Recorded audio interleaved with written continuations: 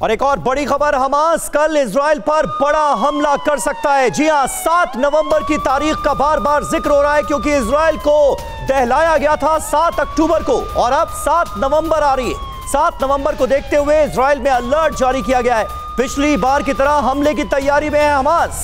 7 अक्टूबर को इजराइल को दहलाने की कोशिश की गई थी जब हमास के लड़ाकों ने इजराइल के अंदर घुसकर बर्बर हमला किया था। हमास के इस हमले में 1400 से ज्यादा लोग इजराइल में मारे गए थे और अगले 24 घंटे में क्या होने वाला है इस पर सबकी नजरें। तो देखिए, कल है 7 नवंबर और 7 नवंबर का खौफ अब साफ तौर पर देखा जा रहा है इजराइल में। इजराइल पर हुए हमले को कल 1 महीना पूरा हो रहा है। 7 अक्टूबर को हमास ने इजराइल पर बड़ा हमला किया था और कल फिर बड़े हमले कर सकता है हमास, ऐसी आशंका है। बिल्कुल, और इसी के साथ ही जानकारी ये है कि हमास कई बार हमले की बात कह चुका है और इसी बात को अगर माने तो आने वाला कल यानी कि 7 तारीख खतरनाक हो सकती है इजराइल के लोगों के लिए। इस बार टारगेट दूसरी जगह हो सकता है। हमला क्यों हो सकता है ये भी आइए आपको बता दें। इजराइल को संदेश देने की कोशिश है, युद्ध विराम के लिए दबाव बनाना इसका बड़ा मकसद है।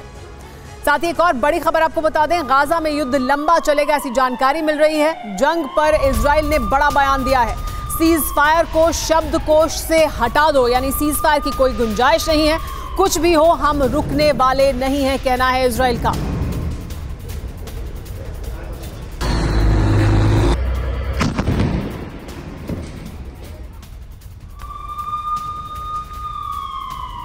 और इस बीच अहम खबर यह कि आईडीएफ का उत्तरी गाजा पर हमला हुआ है। बेत हनौन इलाके पर इजराइल ने जोरदार हमला बोला है। हमले में नॉर्थ गाजा का यह पूरा इलाका धुआं धुआं हो गया।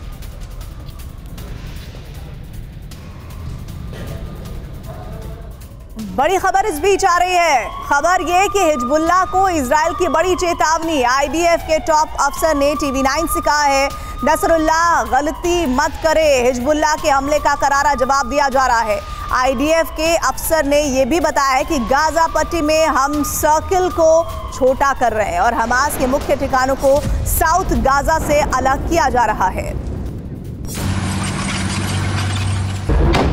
और सीधे हम रुक कर लेते हैं। इस वक्त हमारे साथ गाजा बॉर्डर से मनीषा लाइव जुड़ रहे हैं और साथ ही विपिन भी हमारे साथ जुड़ रहे हैं ग्राउंड जीरो से तमाम अपडेट देने के लिए। मनीष, सबसे पहले आप डिटेल में जरा बताइए, ये जो बड़ी चेतावनी हिजबुल्लाह को इजराइल की है, इसके मायने, क्योंकि कल 1 महीना पूरा हो जाएगा इस युद्ध को। बिल्कुल, देखिए, आपसे बात करने से पहले मैं आईडीएफ के टॉप लेवल के अधिकारी से ही बात कर रहा था और उन्होंने कई अहम डिटेल दी है जो मैं बता दूं। सबसे पहले उन्होंने मुझसे पूछा कि आप कहां पर हैं, तो मैंने कहा कि मैं गाजा बॉर्डर पर स्थित मौजूद हूं। तो उन्होंने कहा कि देखिए, आज 31वां दिन है और आज 6 नवंबर है। 6 अक्टूबर को यहाँ पर बच्चे खेल रहे थे, सब हम लोग हंसते मुस्कुराते थे, लेकिन 1 हफ्ते में क्या कुछ हो गया। तो मैंने कहा आज क्या स्थिति है, तो उन्होंने कहा आज की स्थिति ये है कि हमने जो गाजा को घेर रखा है उसको धीरे धीरे उस सर्कल को और छोटा करते जा रहे हैं। वहीं दूसरी तरफ उन्होंने कहा कि नॉर्थ में जो हिजबुल्लाह के हमले हो रहे हैं तो नसरुल्लाह गलती ना करे, हम उन्हें करारा जवाब दे रहे हैं। और आगे भी उन्होंने कहा कि हम सुरंगों को लेकर हमास की क्या रणनीति होगी, जब मैंने हम हमास को लेकर क्या रणनीति होगी, तो उन्होंने कहा कि देखिए, अभी आप जो गाजा जानते हैं वो 2 गाजा है, एक जमीन के ऊपर, एक जमीन के अंदर।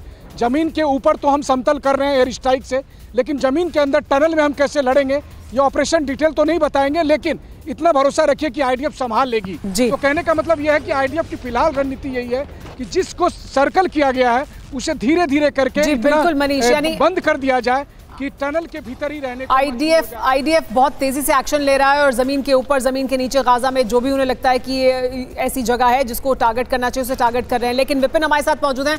विपिन, बड़ा सवाल ये है कि कल 7 नवंबर है और हमास भी क्या कुछ कर सकता है, क्या कोई बड़ा हमला कर सकता है, क्या इसको लेकर भी कुछ शंकाएं जाहिर की जा रही हैं?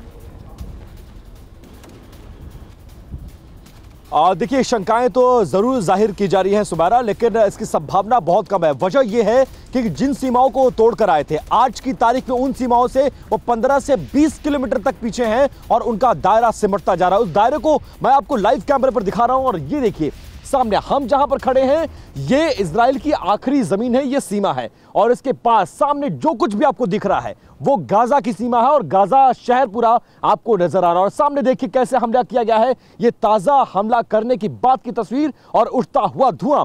अब साफ तौर पर आप देखिए कि हालात क्या है, इसी से आप समझिए कि गाजा कैसे सिमटता हुआ चला जा रहा है। यहां से लगभग ये 5 किलोमीटर दूर का एरिया होगा जो नजर आ रहा है, उस एरिया में लगातार हमले हो रहे हैं। जहां पर हम खड़े हैं यहां रह रहकर तोप के गोले, टैंक्स के गोले दागे जा रहे हैं और उसकी आवाजें सुनाई दे रही हैं।